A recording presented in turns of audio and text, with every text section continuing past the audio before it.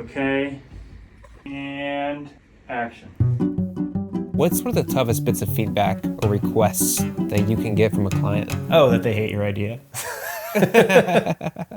When you're like, okay, so here's my pitch, and they're like, yeah, that's not gonna work. And you're like, fuck.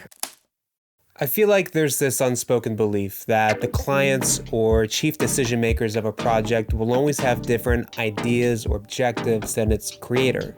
Like any notes at all from the agency will harm this perfect thing I'm trying to make. Or what they want will be an obstruction of my vision and harm the final product. But is that really true?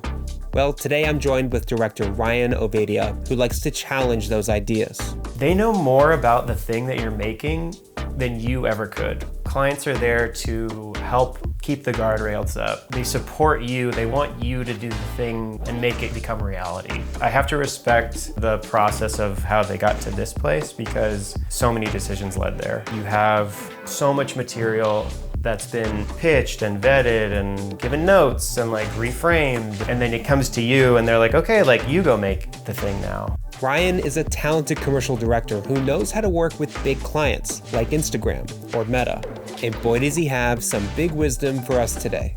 If every thing that you wanted to make required your emotional depletion, I don't think it's worth doing. Sorry, but this is how I feel. It can be such a rewarding, wonderful thing if you can sustain it. Ryan Ovadia, welcome to the podcast. What's up? Thank you for having me. Of course, man. When it comes to creating images for people to view on a screen, there's so many different ways of doing this or reasons for doing this. It can be for documentation or entertainment. And then there's commercial advertising, which has been around virtually since its invention. You have a knack for creating beautiful commercials. Why do you choose to put your creative talent into the world of advertising? Well, first of all, thank you for saying that. That's the nicest thing anybody said to me today, so I'm going to take that one and ride with it. I think, to be totally honest, I fell in love with commercials when I was really young. I remember watching TV with my family at a young age and with my dad and just cracking up when, a hilarious spot came on. And I think I always thought about just the desire to make my dad laugh, and that being a sort of a nice, sweet goal. My dad, now it's really funny. He'll always call out a commercial because he watches a lot of TV, and he'll be like, "This is a good one." And I think in my heart of hearts, I just want to be able to have him, see something that I did and be like, "This is a good one." As simple as that can be.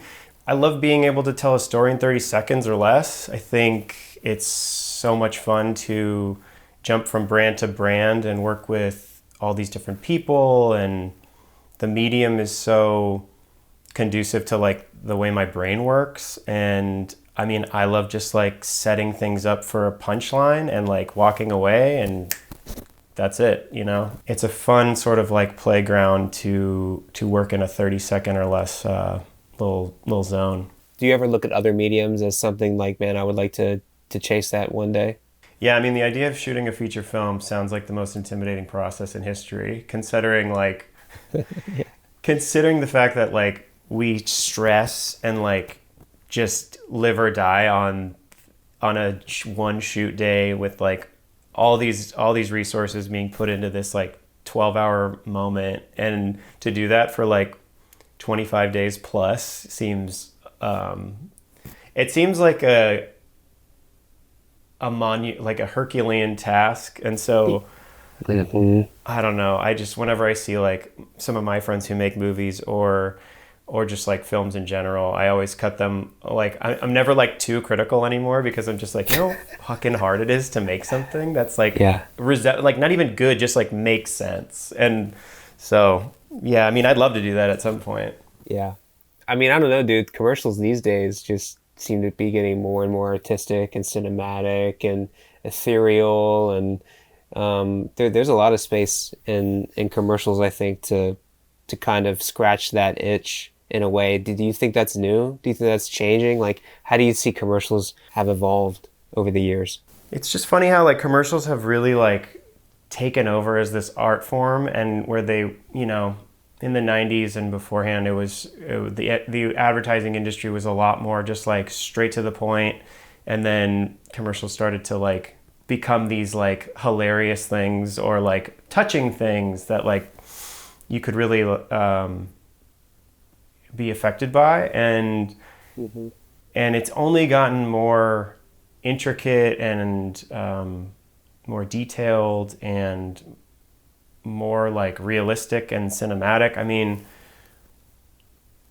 I feel like as much as the technical side of things have gone and like the way that we've been able to kind of like, I when I was in college, like we got the first Red camera and it like blew our fucking minds. And now, you know, they're like, I just saw like a probe lens shot the other day that I was just like, how the fuck did that even like happen? And so, you know, it's just funny to see like the technique change, but I don't know. I feel like the beauty of art and the beauty of this medium is that you can really be profound and effective in 30 seconds or less. And it's nice to see that the emotional push is still there to try to make effective storytelling like continue. And in like advertisements, you know, because sometimes you can be like, it can be this like gorgeous story of like this basketball player and they, you know, they do something incredible, and then it's like they slap a Powerade logo at the end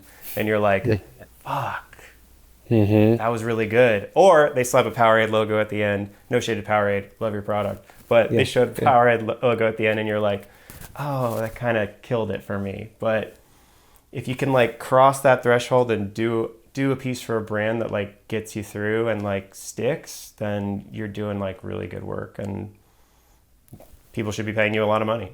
Yeah, totally. I know what it's like to like want to land a big gig, a big commercial, and the brand and the size of the brand seems to be highly tied to how excited I get about doing a commercial for that brand, right? You know what I mean? Like if it's for Under Armour, you know, it's like I'm calling this significant other, like, dude, we're pitching for Under Armour. You know what I mean? Adidas, fill in the blank, you know? What is it about, you know, why do we get excited about commercials for big brands? I mean, I get excited about commercials for big brands because you get to tell a story that's like a sliver of their personality. You're a small piece of like a much bigger pie where you get to kind of like put your print on it and put your sort of your take on it and your style, and you know, it's always fun to get that brief and then like I call my partner and I'm like, hey, like I'm gonna pitch on Instagram, and she's like, the thing that's on your phone, and I'm like, yeah, yes. the thing that everyone uses. The thing that's totally everywhere. And you know, first of all, it sounds cool, but you know, more importantly, it's awesome to kind of get the chance to, yeah, like it's like taking a big piece of IP. Like, I mean, it's not Batman, but if it's like, you know, right, you're like, the Instagram, like sure, I'm excited to see my version of that. Yeah, man. I mean, that's exciting. Yeah, and make it like like your own thing to the best of your ability. I think that's like a big part of it too. Well, you did get a chance to do that for Instagram, and I want to break that down.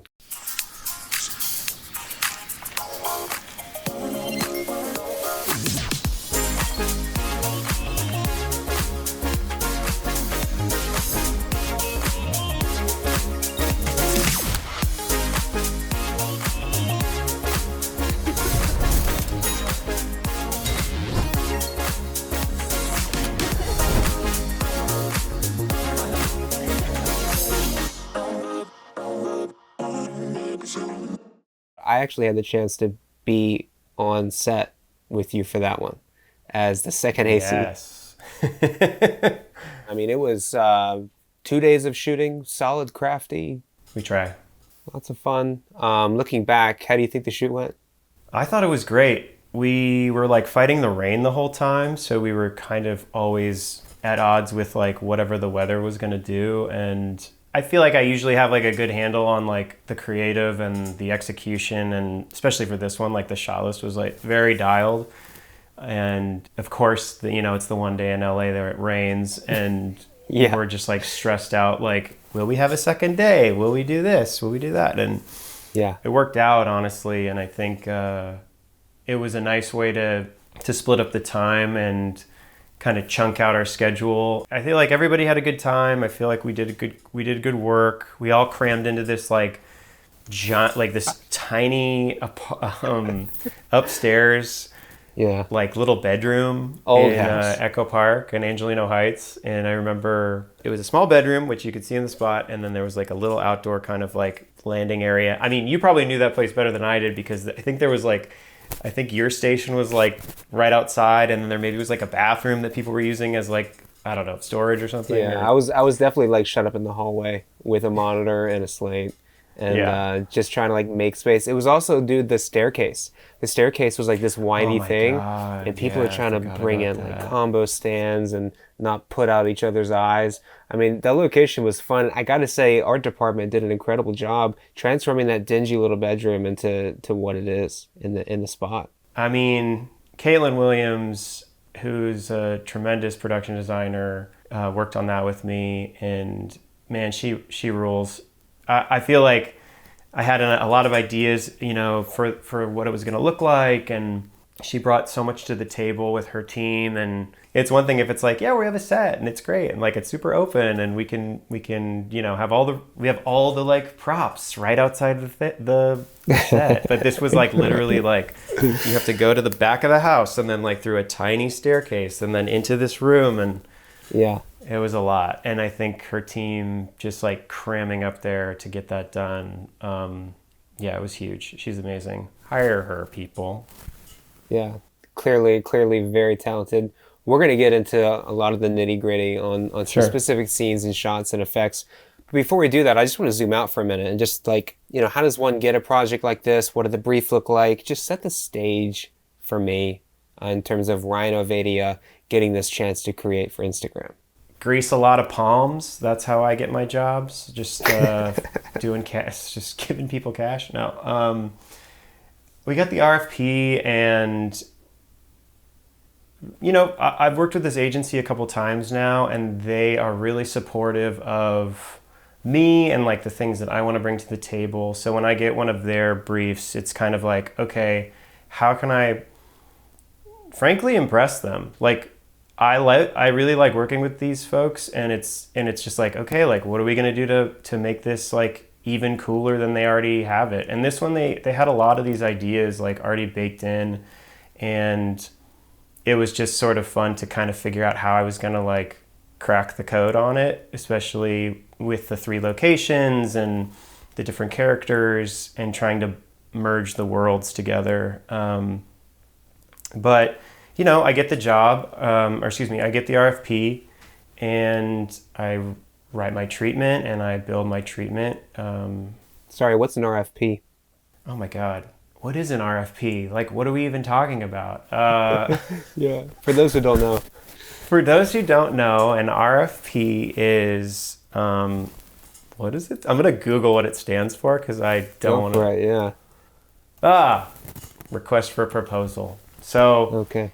an RFP is a request for proposal, and Nice.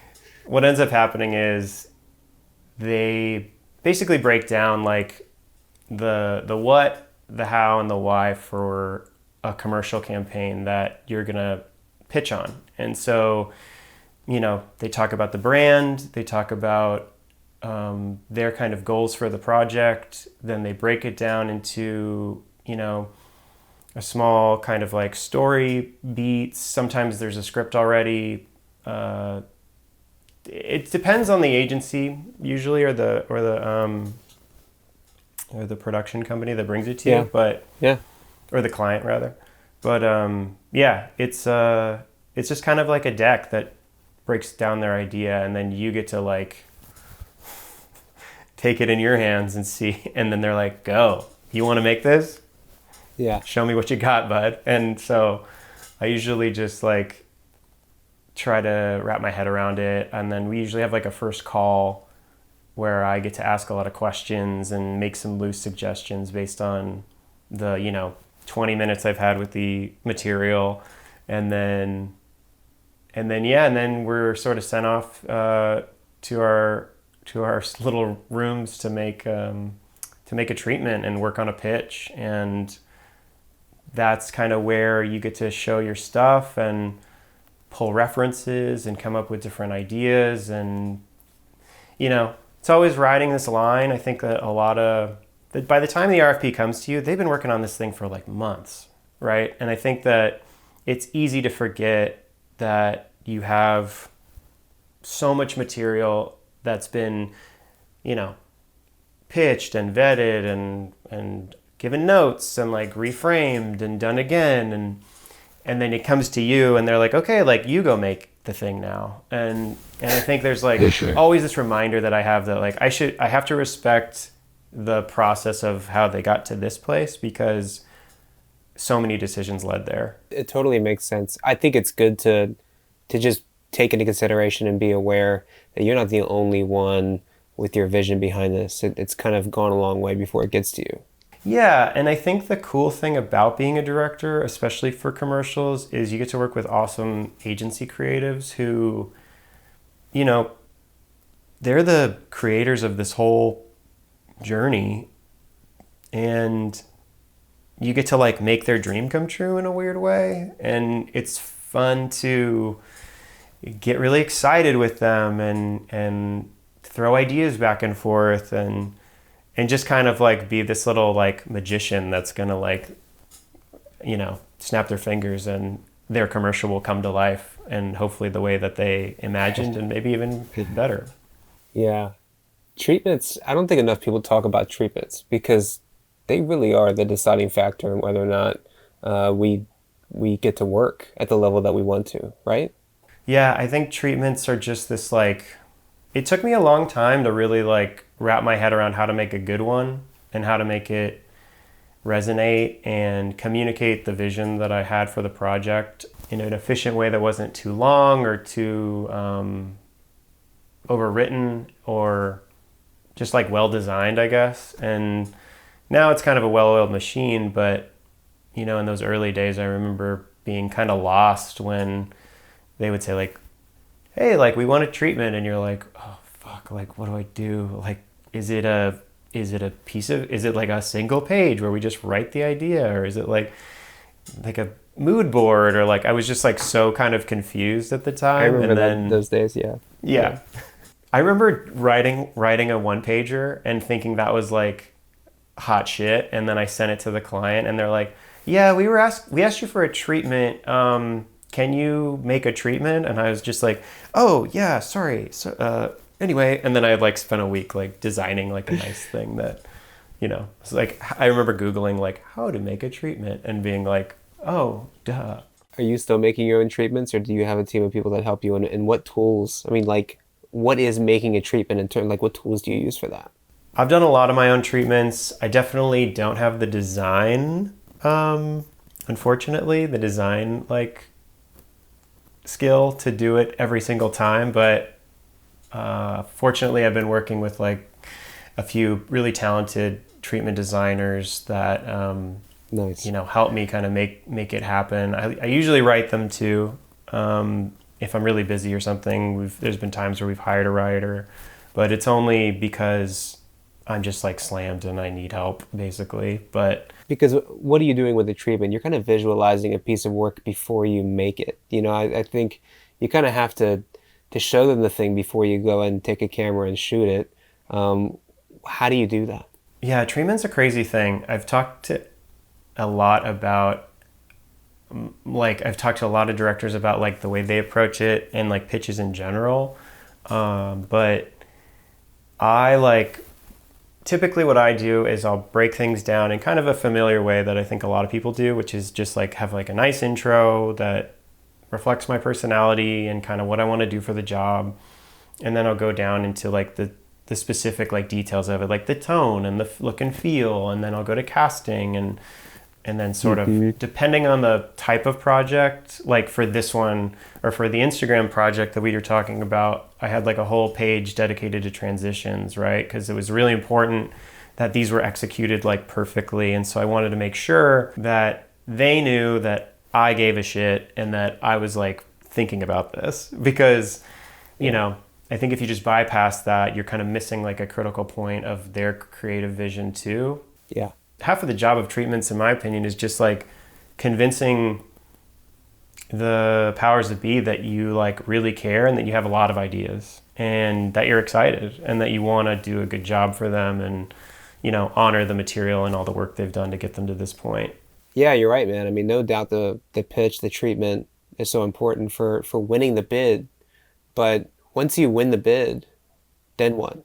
I get like really pumped, and that's pretty much my EP will send me a little rocket ship emoji, and that's when I know that it's on, and I just like do a little dance and I get really excited. But yeah.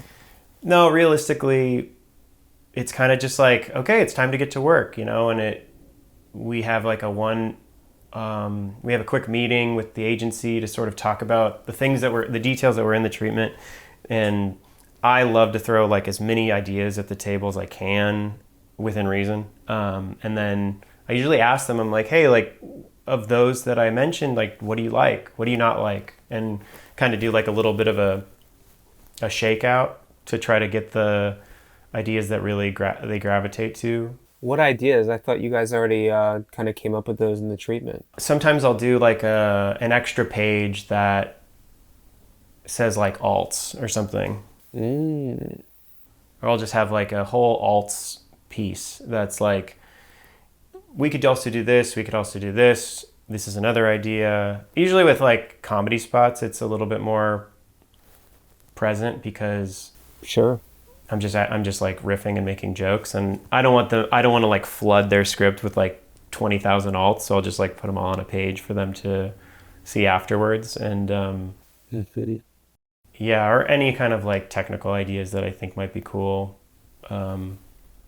And so we'll do that kind of like process where we'll walk through those. If they like them, they don't. I don't really mind at that point because I have the job. But you know, right, it's nice to be like, if they liked it, I'm happy to keep things in. I mean, at the end of the day, like I like all my ideas, so I want to make as many of them as I can. And so just finding the few that overlap with their taste, you know, and get to hang on and implement it in the final product is a fun way to kick things off. For this project, you guys made a Previs or Board-O-Matic that's virtually one-to-one comparison to the final product. Did you guys do that as part of the pitch, or did you create that after you won the bid? We did it after. It is incredibly acted by myself and my editor, Daniel. And I play all the roles. It's a wonderful piece of filmmaking. You went as far as to put a bathrobe on. Yeah, well, you know, you gotta play the role. You have to play the part. But yeah, I think, especially for something like this that's like a super tight timeline and we have these baked in transitions that are gonna play, I had to kind of know how long everything was going to take, you know, to the frame basically. And so when we were on set, I could kind of have our AD like clock each shot and set us up for success in post, because the last thing that you want to do, which is something that I did a lot earlier in my career, is just wing it and then get kind of in like stuck in a corner when you're in post, and you're sort of like trying to like wiggle things around. But if you just like keep things tight, dial it in, you know, it gives you the opportunity to really make it, you know, succinct. Plus, it helps the agency see what your plan is, and then they can comment and tweak things if they want to. And, you know, if your DP is nice enough, like mine was, they'll film it for you. That's another question I have is, how do you go about choosing a DP? I mean, there's so many options. There's so many talented cinematographers out there that can make anyone's vision come true. You know, how did you get Patrick for this one?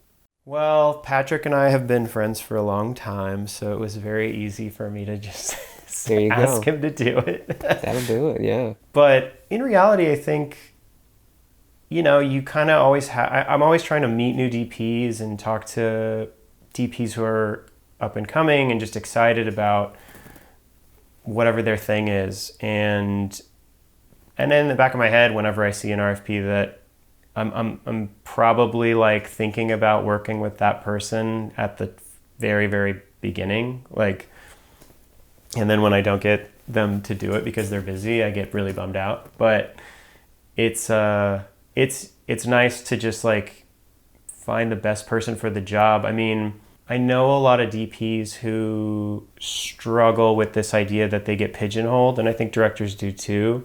Sure. Yeah. It's like, oh, I just shoot comedy and I want to shoot car commercials, or oh, I just shoot this. And so I always try to be an advocate for that too, right? Like I don't want, and it's you have to convince the agency sometimes to get on board. I didn't have to with this one, but just sort of like, hey, I really want to shoot car commercials, Ryan, like next time you have a car commercial, let me have it. And I'll be like, okay, and you know them, you've worked with them before, so it's easy to just sort of like know that they'll deliver. Yeah, that trust in shorthand is so crucial. I know I rely on it big time when it comes to choosing a DP. Yeah, what's can I ask you what your process is for that? Because I feel like it's different for everybody, but I'm curious what you go through. Yeah, I think it's depending on so many things. For me, in the beginning, and like I think for anybody, you're using who you can get. Yeah. You're using who you know, who your friends are. The first DP I ever worked with was the DP I was gaffing for on a feature. You know what I mean? We had been, and I convinced him to take his Alexa Mini, for free and just shoot this music video. You know what I mean? And then, I mean, every DP I've ever worked with has been a friend of mine in some way. But I also haven't worked on an incredibly high level. I think I've created some good work, but, that's tough for me to answer just because I think it really starts to, when your options open up, you know what I mean? When you get more work, when you work more often, and, I don't know what it's like I like the idea of, picking someone, who I've never worked with before, and someone's whose work I'm a big fan of that I think directly aligns with the piece that I'm shooting, But yeah, I'm probably not the best one to answer that question. No, that was a perfect answer because it's true, and you can relate to that, no matter what your experience level, right? Like and I think you're drawn to the people that make you feel like they have your back and comforted, and like the people that are going to go the extra mile in prep. Maybe like I don't know that every DP would want to spend a day shooting a Previs Board-O-Matic with me, but Patrick Jones did, and that to me is a commitment that's like larger than, it's just an investment of time that he's willing to deliver because he cares about the project and he cares about me because we're friends.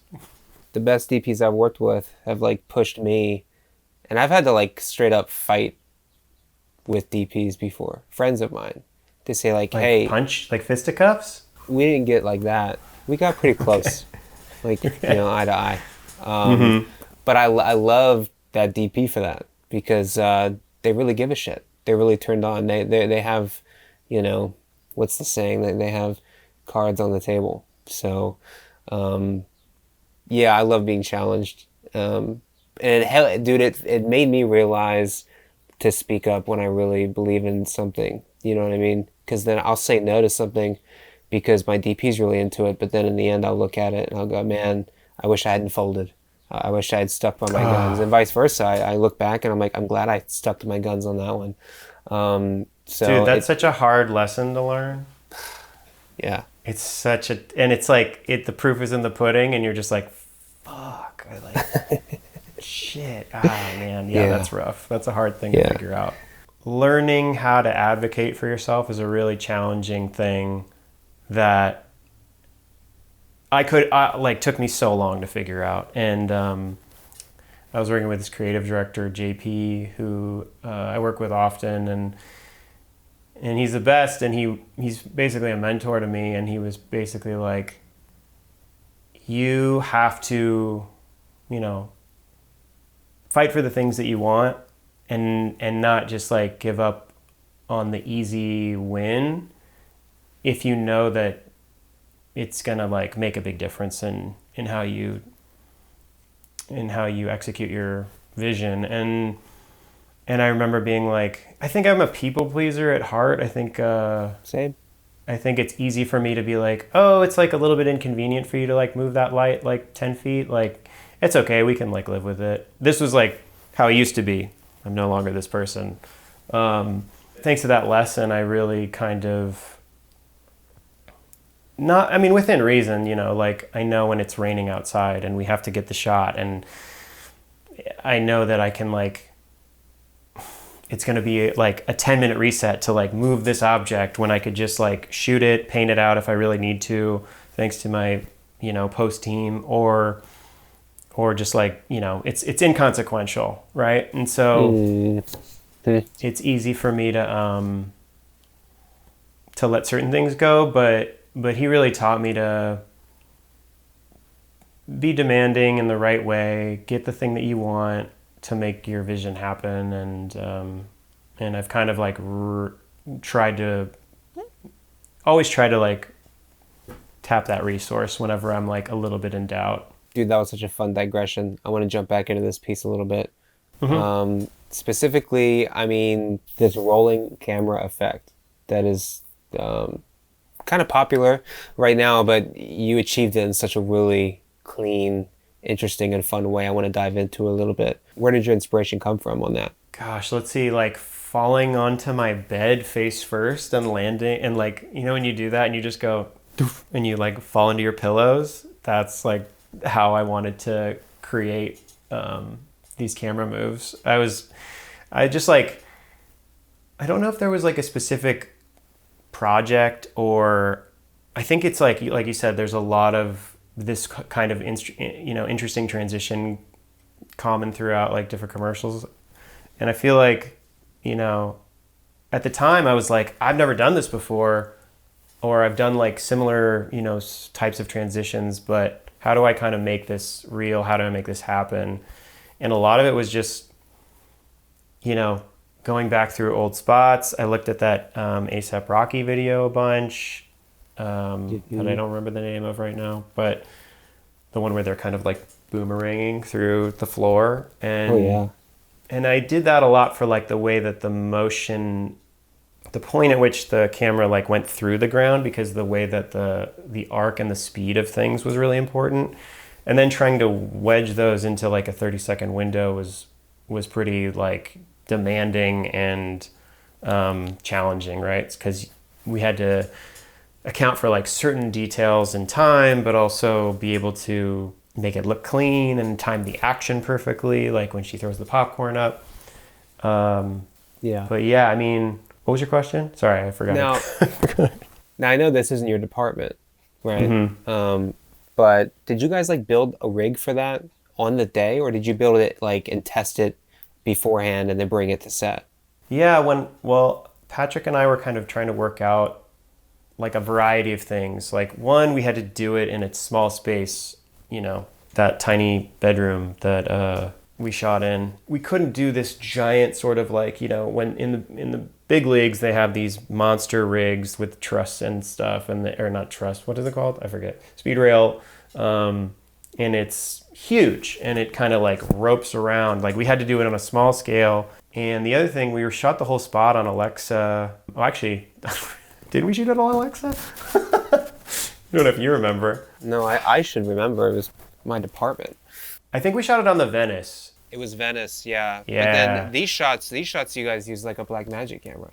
Right. So the Venice was too heavy to throw on this rig that we ended up making. Rich Robles, the key grip, created this like weight, you know, pipe rig that was like super efficient at doing the exact thing we needed it to, which is, you know, a credit to him. But we weren't able to have the the camera body that we were using for everything else on because it was too much weight. So Patrick had this idea to find the Blackmagic 6K, and then we could kind of just like strap it on there. We were also shooting 9x16 at the same time, so we really needed that flexibility with the resolution, right? So Yeah. so we ended up using that rig and just kind of like makeshifting it in different ways and like arming it in different ways to make the moves feel different from scene to scene.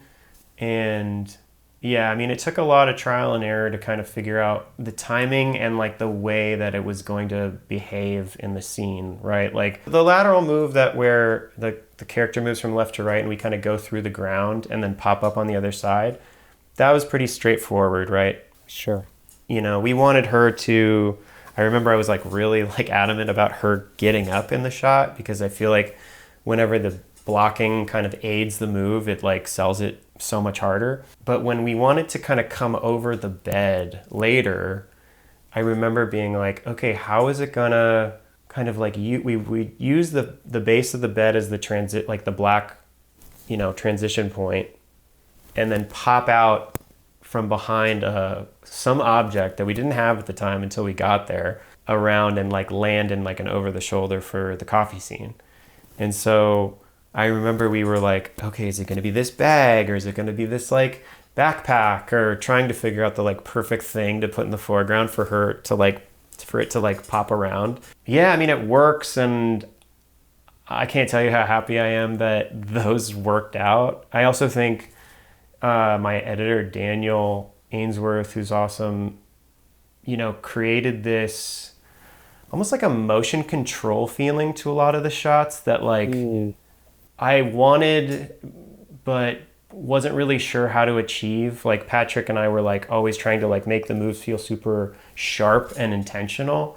And then by the time he started working on it, he would add these like subtle zooms to each shot. And then the sound design, like I think there's like a when the camera like transitions into the coffee shop, there's like this weird like Sonic the Hedgehog like coin sound. It's not from Sonic the Hedgehog, but it's like a ching, and it like totally works and is so random.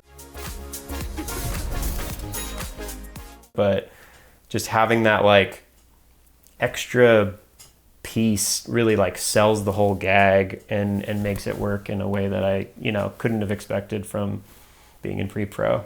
Yeah. I mean, before moving on to camera movement, like you said, placing objects intentionally, like this grass here, to kind of cover your transition moment, really brilliant. Whose call was that? Patrick had done something similar for another project, and I was like, I always wanted to like, there's a Simpsons, sorry, this will be my 7th Simpsons fucking reference, but there's a Simpsons scene where they're like float through the ground and they're like going underground and you see like dinosaur bones. And I was always like, oh, it'd be so cool to like incorporate some aspect of like seeing something we can't really see, like a perspective that you don't really get.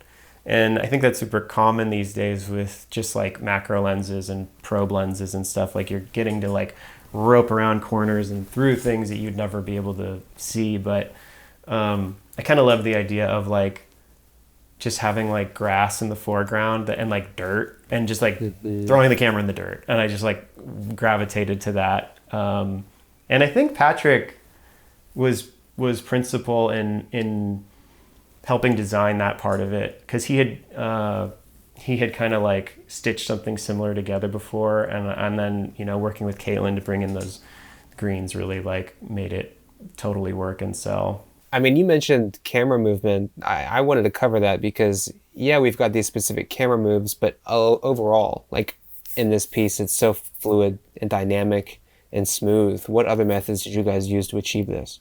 We had some Steadicam work. The whole thing is about this dual camera perspective that Instagram stories was giving the audience. And so we needed to kind of show 2 cameras at the same time. The first character is walking by a lake, and the second one is having a night in, and then the third one's like playing with their friend at a coffee shop. And so we wanted to have, fluidity to the whole sequence so that from the jump, it was just like go, go, go, go, go, go, go, go. And then you kind of, these images like fly through your eyeballs, and then by the end of it, you're like, oh, here we are. It's over. That was crazy. Yeah. So we wanted to do some Steadicam work. Patrick and I designed some like wraparound kind of rapid dolly dolly, not even dolly. What was it? It was speed rail. It was like a Dana dolly. Yeah. Patrick's gonna kill me. I feel like every job I make him do like a pretty elaborate slider shot, and I think he's just like slowly like Arthur meme clenching his fist every time I ask him to do it. But I love that curvature of the slider moves for those shots. They feel really like mechanical and fluid, and it really created this like motion control feeling, especially when we were able to kind of like stabilize things in post and then add like subtle zooms and things. It really made everything feel like one kind of mechanical movement when they were all stitched together. So yeah, we did a lot of fun tricks for that one. It was a good time. Yeah. VFX work. How much of that did you guys do in the edit to like stitch transitions together, or did you guys have any big post work done on this one? Yeah, we did Daniel Ainsworth, my editor, is just a goddamn whiz and does everything under the sun to make my job easier and make me look good, which is really nice. But he'll, paint things out. I remember we had to like remove plants. Sorry, I'm like pointing at the lens. We had to remove pots and plants from the like shelf up there. We had to remove the whole like menu from the dinosaur coffee thing that was there. I remember going in there and like seeing tape all over it, and I was like, that looks like shit. What are you guys doing? and then they're like, they're gonna take it out, dummy. I'm like, oh, okay. Well, the funny thing was, we did tape it, and then we like totally didn't have to. This just goes to show you like prep is good. Have your VFX supervisors on set, because I was like, we did the tape.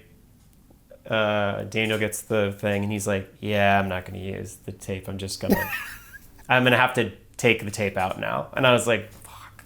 He's like, you're making it harder for me, dude. Kind of, yeah.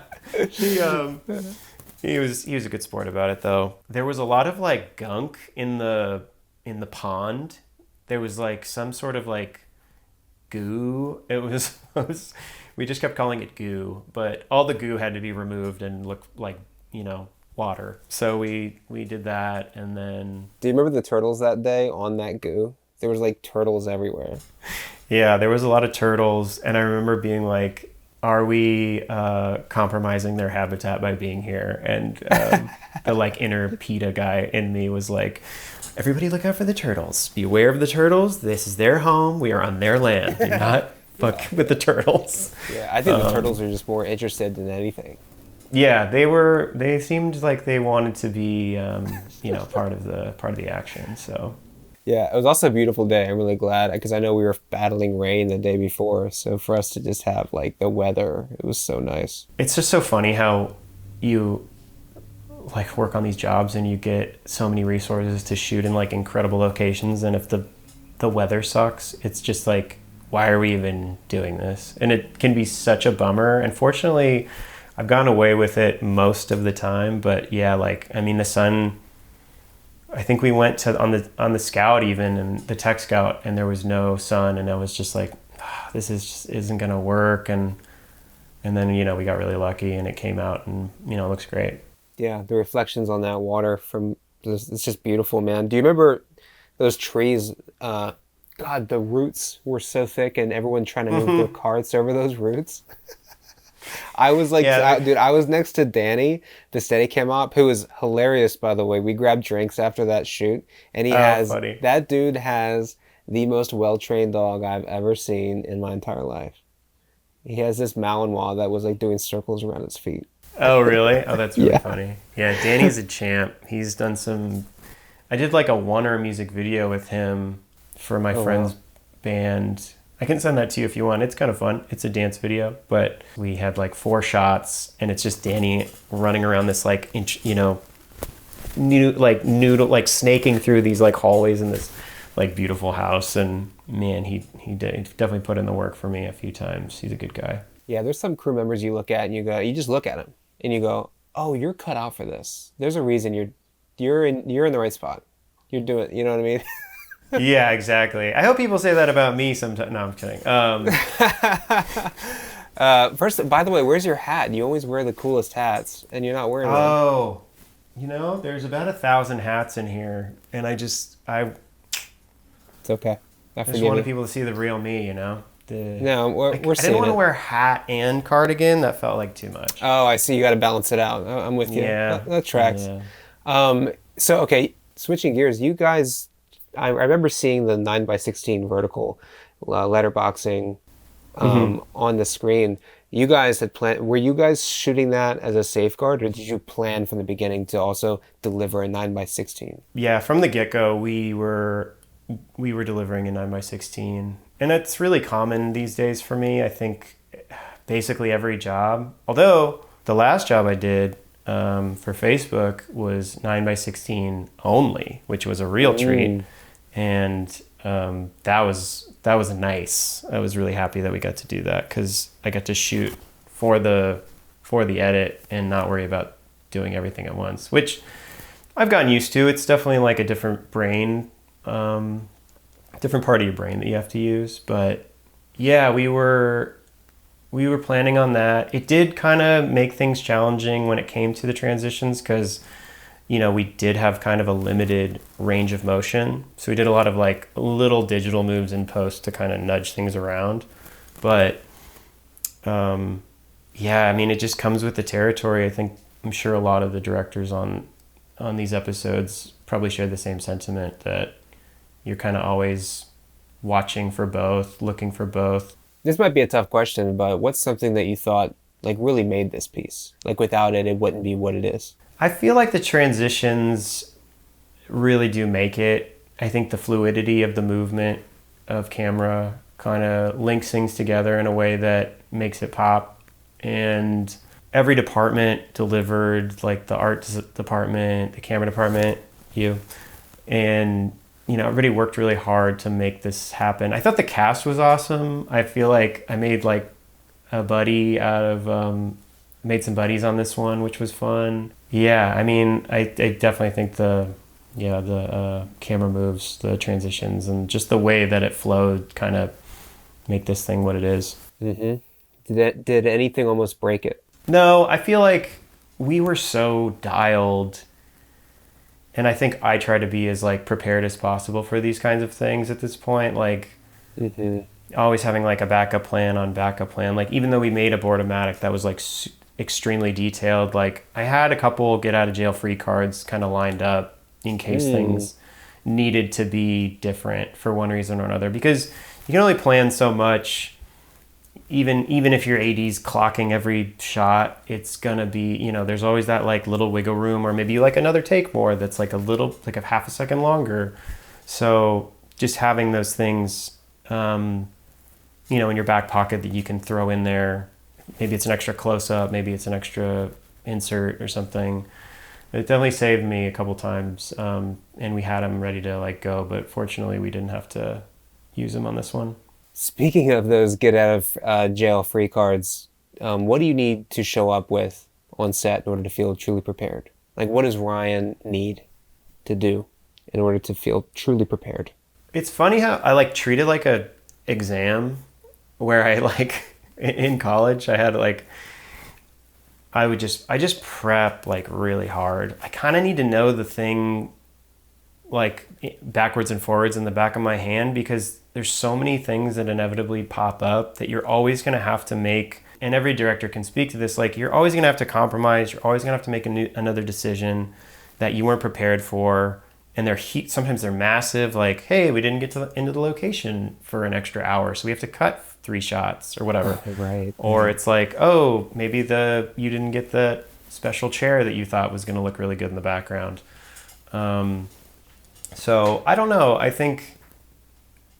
shot list pretty critically. I make sure that all my keys have everything they need. And I make this like giant shot list that has like every detail for every department, so that if anybody needs anything at all, I can just be like, I can just point at it and be like, they're like, hey, which prop is this for this prop? And I'm like, that, yes, go. And it just makes things a lot easier to have kind of like a single source of truth to help you like guide yourself, because you know you're in the moment, you're trying to like do 9,000 things at once, and it's easy to forget like small details. Like I've done that, you know, a million times, where you're like, I forgot about that one little doodad that I wanted in there. So having that kind of like prep guide really like sets you apart and helps you get to make your thing the way you want to make it. You know, what's one of the biggest fears I think we have as filmmakers? I think I know what it is. I know what it is for me. You're talking about how much prep you put into a project. I know how much prep I put into a project, and it can get a little out of hand sometimes. It can get a little insane. Our biggest fear, dude, is like, in spite of all that, in spite of doing everything and having the passion for it and wanting it to go well, our biggest fear is that it doesn't go well. And that at the end of the day, it's a lot of wasted time, a lot of wasted energy, and your vision just it doesn't work. You know what I mean? Something doesn't work. You know, that's a huge fear. Would you agree with that? And do you think that there's like a downside to putting our absolute all into a project? Being afraid is normal. Worrying about how something is going to come out is normal. I have dreams sometimes where I have the like, you know, I'm unprepared for set dream and things are really falling off the rails and nobody can hear me. And I'm just like, and it's not even when I'm prepping for a job, it just pops up randomly. It's very jarring, and I wake up the next day feeling like totally unprepared for whatever my like routine is that day. And could, you know, filmmaking could be like the last part of it. But I try not to let, I think the fear that I have the most is the failure to communicate to my actors what I need from them. I think I really work hard, and I think because of that, I work really hard at making sure that the actors know exactly how I want this to work, how it should be done. But communicating with an actor is such a delicate thing, and it can be different for each actor, in a scene even sometimes. So I guess I'm always just like a little afraid that I'm not going to say the right thing or make them feel like they got the perfect note to like deliver what I'm asking for. And I'm honest, I'm pretty, like, I try to be pretty honest with my crew and my actors and be like, I don't know everything. Let's work on this together. Like this is a collaboration. I want you to bring ideas to the table, and if they don't work, we can like talk about it. And it doesn't have to be this thing where like I have all the answers or they do. It just, you know. But I think the thing that I'm definitely like most afraid of is like not getting them the tools that they need. But I think I work really hard to make that not true. Yeah. Have you ever regretted putting your all into a project? Definitely. God, I think when you're starting out, you have this idea that everything rides on your project. Like your whole career is dependent on the thing you're making becoming a success. And one thing I try to tell younger filmmakers now is like, hey, if you're going to make a short or a spec commercial or something, you know, just make it and be done with it. It doesn't have to be this all-encompassing, draining your finances, draining your emotions for months or years for some. Like, it doesn't have to be that thing. It's not going to mean it's better just because you sacrificed more.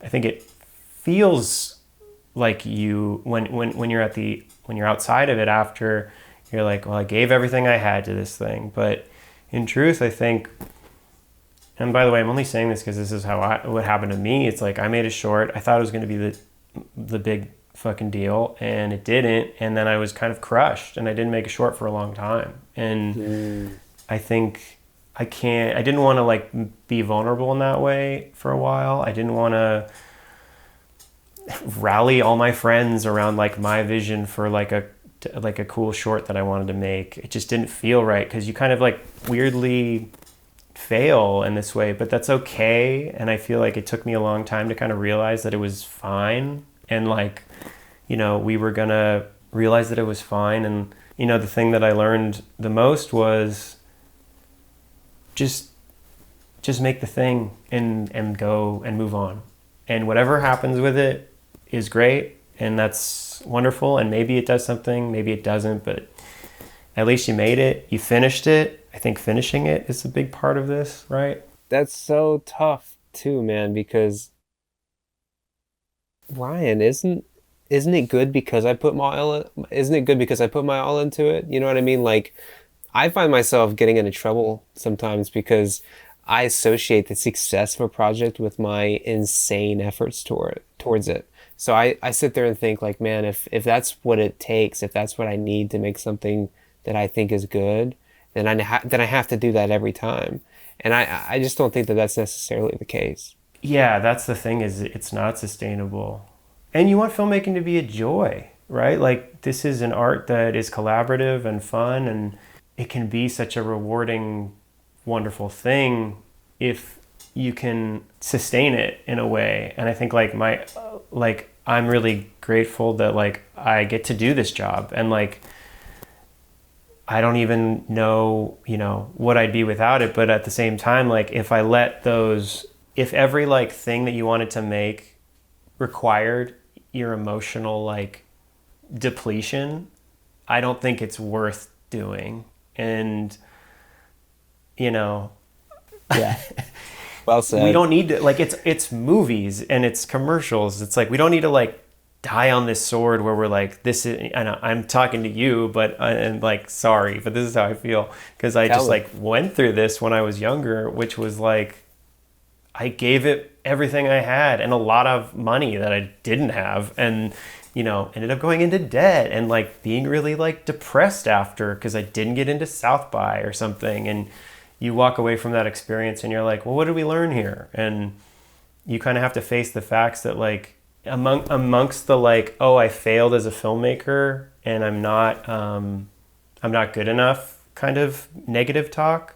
Mm-hmm. You have to like find the thing that's sort of just like, well, cut yourself some slack. You worked really hard, didn't work out. But guess what? Life is long and you can make another movie. And you know how to make movies now better than you did a year ago because you just like busted your ass for a year trying to make your cool thing. In my opinion, it's always better to make the next thing.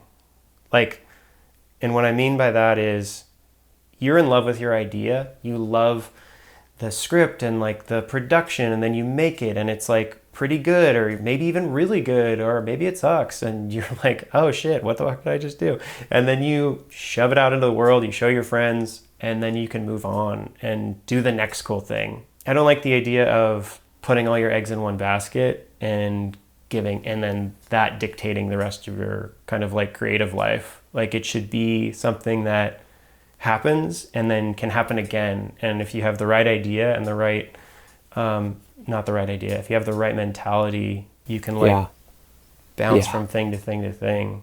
I mean, I say all this and like straight up, I made a short when I was like 25. It didn't do very well. It wasn't very good. I watched it like recently and I was like, oh, now I get why this is bad. And you know, there's good stuff and it was fun and I had a lot of like enjoyable times making it with my best friends. And now I'm like ready to make a short again. And I feel, you know, I'm like, that was 10 years ago, 12 years ago. I don't want other people to like follow the same path in that way. I think it disables them from creative growth. No, I totally see what you're saying. You know, I've put a month of my life into one music video when I didn't have to. I could have done 2 very great music videos in the time that it took me to do one. The things that I was like stewing over, the things that the hills I was dying on, weren't as important as I thought. And it came at a great cost. It came with like some burnout from me, and friends of mine, and when it really didn't have to. I think regulation of your energy, of your creative energy, because we only have so much of it to spend on a given day. I think it's important. I think it's important to do that. Be passionate for sure. Take your passion with you, right? But don't, and sometimes we have our like magnum opus, opportunities where it's like, okay, this is like for sure double down, but don't do it at the cost of something that could like, stick with you for too long or help, define your entire trajectory of your craft, Right, because you want to do this, I think the goal is for you to do this for your whole life. I'm glad we dove into that. I think it's an important thing, for sure, especially for younger filmmakers who have a lot to say. I want to switch gears talking about co-owning a production company. You have a production company that you co-own called Banter. Let's get into the weeds a little bit, like the necessary but less creative stuff. Why start a production company? Do you think it's a good idea for a filmmaker to operate as a business entity? Yeah, I mean, like owning a production company and like operating in the way that we do it's a taxing endeavor. It's a really fulfilling endeavor. It's helped me grow as a filmmaker, but also like as a quasi businessman, which I never thought I'd be, and understanding kind of like how things work from the inside and being a little bit more flexible with, with the things that I'd like in a job. And I mean, like I've got DP friends of mine who technically have a business and they operate that business just for themselves to help structure how they go about their creativity. Every filmmaker that I know that works at a high level seems to have some type of business entity that they operate under, Like, why do you think that is? Do you think that's valuable? Yeah, it's super valuable. I feel like, look, it's not something that you have to do. And I know a lot of people who don't do that. And it carries with it a lot of responsibility and a lot of work and, not filmmaking work, not fun work, more businessy sort of like managerial shit. But it does give you an outlet to make things. It gives you a little bit of a easier access point to work more. I've been able to be really fortunate. We started off really small. It was like, oh, we want to make a commercial, but we don't want to take this check for whatever amount of money and put it into our bank account and then pay everyone out of it. So we were like, well, let's make a company. And we did. And it took us a while to kind of like figure it out and like actually be good at that part of the business. Like we were always like capable filmmakers, but making money and like managing people and paying people on time is a skill that's like, not super sexy, but definitely something that is needed. So yeah, I think the production company part of it that is fulfilling to me is just the access that I've been able to have to agencies and like other filmmakers that we bring in to direct stuff, and getting to sort of see like how other people would make the thing that I would ordinarily make. And it's been really fulfilling to kind of watch new filmmakers come in and do that. I think it's good to have some business skills for sure. Cool, man. I want to talk about collaboration as a director. What do you think makes a good director? Clarity of vision is obviously paramount. You have to know what you're after. I think that can fluctuate. Like I don't think that needs to be the kind of like meticulous planning that I might show in a spreadsheet that I make with all my notes and shit on it. But I think you gotta know what you're after. It could be tone. It could be a sense of humor. It doesn't have to be anything like specific, but just kind of like being able to communicate that to your crew and the people that are like rallying around you, I think is super important. Yeah. If you had to make an analogy for a film set, what would it be? Like if you had to describe a film set to someone who didn't know anything about it, How you describe it? I feel like the classic thing would be like, oh, it's like a clown car where everybody's like bouncing around each other, trying to shove into like a small, teenage girl's bedroom from the shoot that we were on. But I think in reality, it's like a lot more boring than that. I think, Yeah. I think that like the allure of filmmaking is that it's this like big complex, and it is. It is that. But I think the funny part about like bringing a layman to a set is they're like, cool, what's going on? Like, and we're just like, you're just like looking at your phone after take or alt after alt, and this is like the most unsexy way to talk about movie making, but at the same time it can be a little bit like slow. But Yeah. I would call it an American spirit yellow that if you smoke cigarettes takes forever to smoke, and by the time you're done you're like, good God, I don't know if I want to do that again. That's a good one. I haven't heard of that analogy just yet. I mean, the whole premise of hurry up and wait, I think, is just never more clear than working on film on a set. Yeah. Hurry up and wait, hurry up and like, oh my God. And just sit there for, Yeah. an hour.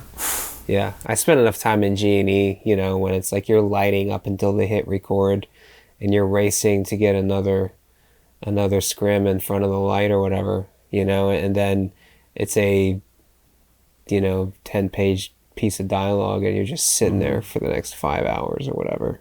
Yeah. And then you're kind of like in this weird moment where you're like sweaty because you just busted your ass for like 45 minutes to an hour, and then you're just sort of like, did I just like work out? Am I okay? And then you like go to Crafty and like, the people in the art department are just like chilling and hanging out, and you're just like the sweatiest person they've ever seen, and you're like, sorry, I need to go change or do something else. Yeah.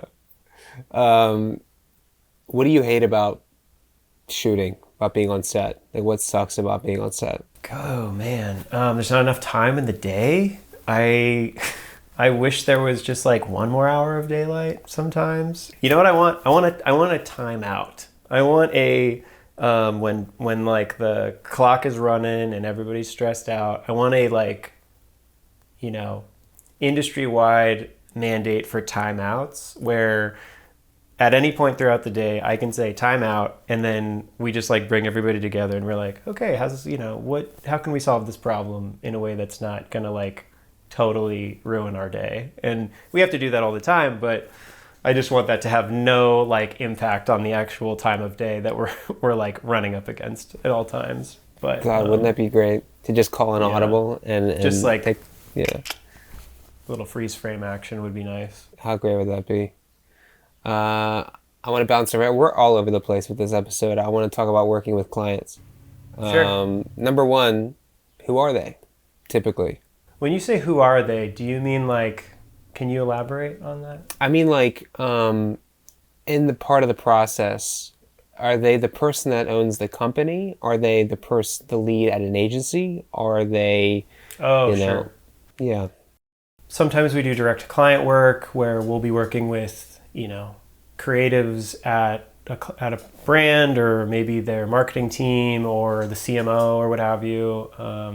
If we're working with an agency, it's usually creative directors or ECDs and, their art directors, and then their in-house producers. Like, the kind of extent that it goes is pretty vast. And the cool thing is you get to work with new people every day, and they all have like their, I love meeting new people and like working with different personalities and trying to get to the like essence of what they're after is always really enjoyable for me, especially if I'm working with a creative person. Like, what's the most important thing for you in terms of this creative and like this job? Like, what do you want out of this?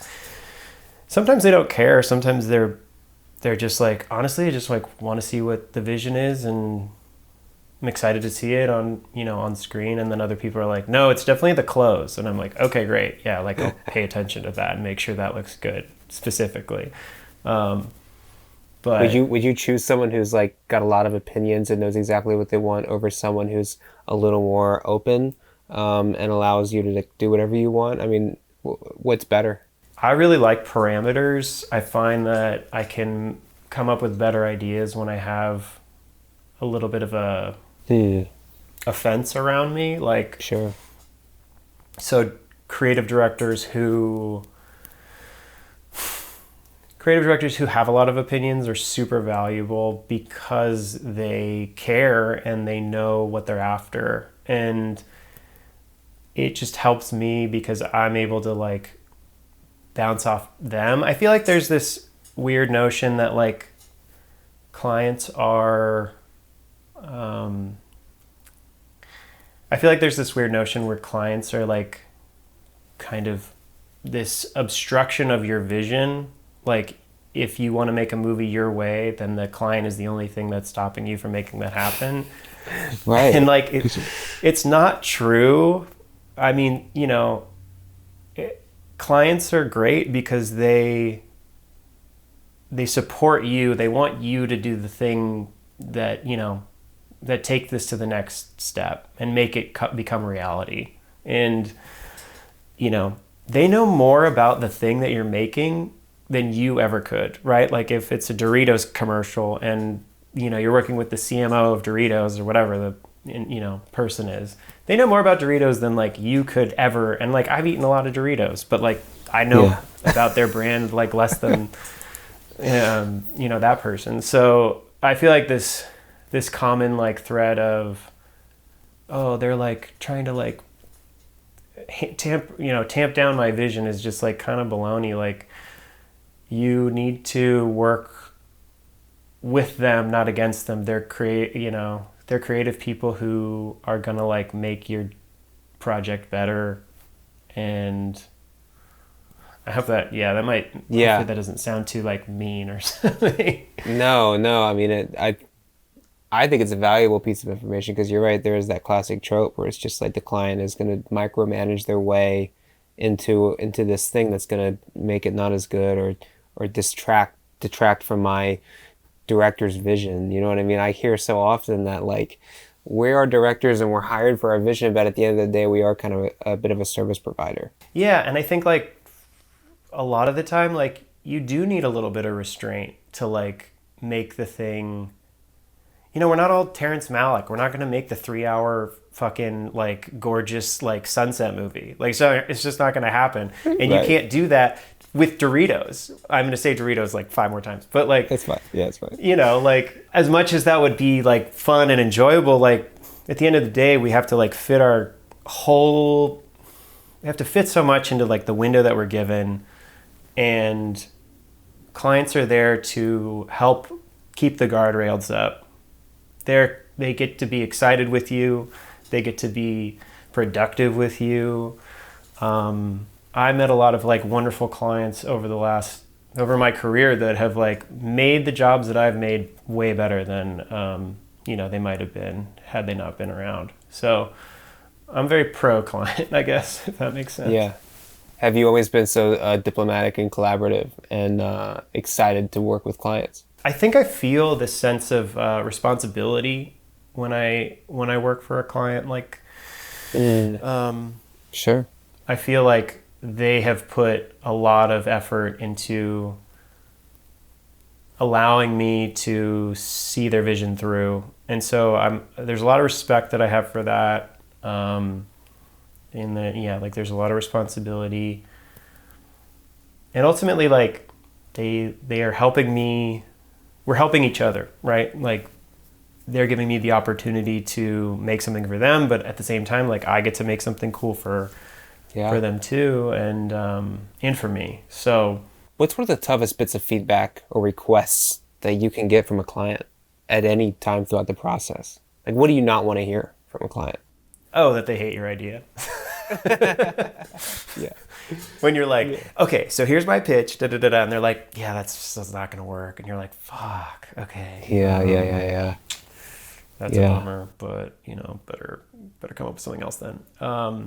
Yeah, I mean, you can't be it's hard to be precious about everything. You could be precious about some stuff, but like your ideas are the first thing that are going to get criticized. And so early on I realized that like unless you can't be so hell-bent on an idea that it like distracts from the like greater objective. And I've spent a lot of time like, Yeah. I say that, but like I also try to like, if I really think something is going to work the best, I'll fight for it, or I'll advocate for it with the powers that be and say like, I really think this is the way to go. And I've gotten good at kind of laying out like why, because half the time if you say something and they shoot it down, but in your heart that it's the right thing, they just might need a little convincing. They might need a little like, sidebar where you're kind of like, well, this is why. And then you say X, Y, and Z, and you kind of convince them that way. No, that's really strong. Yeah, I think like, and knowing why, like if you're going to have an idea, really think it through and know why it is that idea is contributing to the project. Yeah, because like the value doesn't come just because you came up with it. Like, I think there's sometimes a false sense of, oh, like, well, I made up the idea and that's why it's good. When it's like, I mean, I used to feel that way. Whereas you could just be like, not every idea is gonna like be a slam dunk, and that's okay. What's it like collaborating with clients when they're not physically there? Sometimes it's really easy, and if you have a good relationship with them,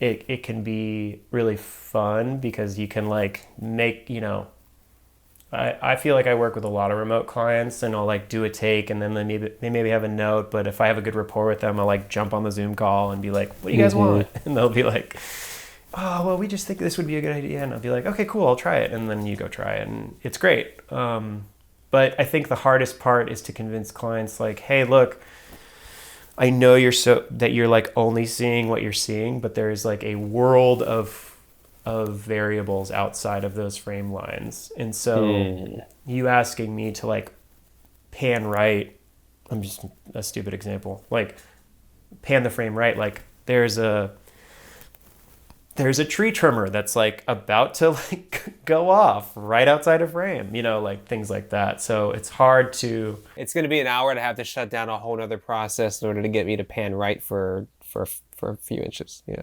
Right. And, you work with enough people, you kind of understand how to like talk to them about those kinds of issues. But it's all just like a conversation. It's all just trying to get to the essence of what they're after. Maybe it's not to pan right. Maybe they just want the character a little bit more prominent in the frame, and then you have to just, bring them, figure out a way to like solve that issue, but just a different way.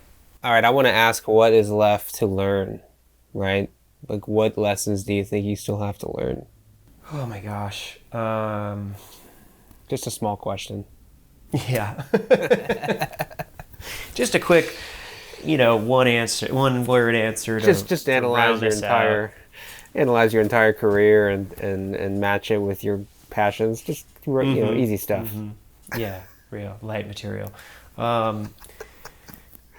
Patience is always a thing that I have to work on. I think becoming more patient, becoming a better listener, I think is a big thing.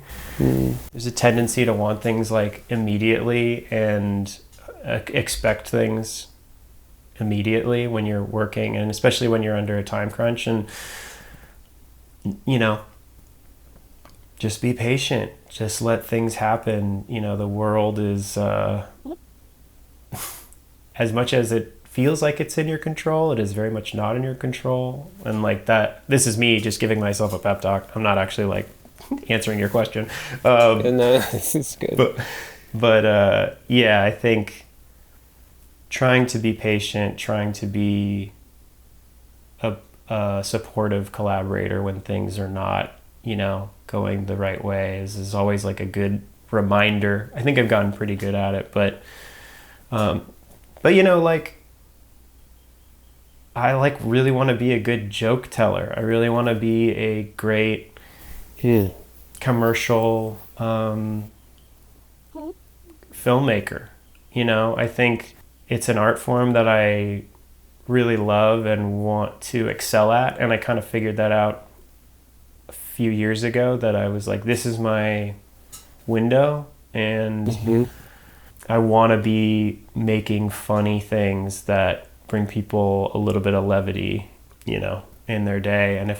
So mastering the joke, I think, is a big part of it. You know, I'm constantly trying new bits that are working and not, and so I think that will be a lifelong pursuit. Getting better at that, I think, would be a goal of mine, just to keep chipping away at that block.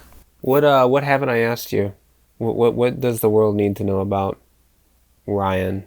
What does Ryan know that we should know? Oh gosh. Again, no pressure. Just light material. Well, I feel like my favorite stuff to talk about are these like things that are a little more experience driven, right? Like not like flipping things on their head, but just being like this reminder that like you can have a career and like you might feel stifled, but there's a route through, or I don't know. Those are the things that like I wish that people told me when I was growing up, because I feel like I had to like go through the rock polisher of filmmaking to like figure that shit out. Not that it's that easy, but I think we all have to be sharpened, but we can't escape that. We can't Right. escape that tension. That the rock tumbler is a good analogy. I use that often, and a lot of people don't know what the fuck I'm talking about. I know. I like rocks. I know exactly what you're talking about. yeah. I mean, that's a good analogy, because it takes a long time of abrasive materials and something that looks rugged, but the beauty is trapped in the middle, in the core of it, and you've got to like spend all this time rolling around and all this tension and abrasion to make the thing polished and beautiful at the end. I think you could attribute that to like individual projects and then our career overall, you know? Yeah, like, yeah. Sorry, I have no good follow-up for that. You kind of nailed it.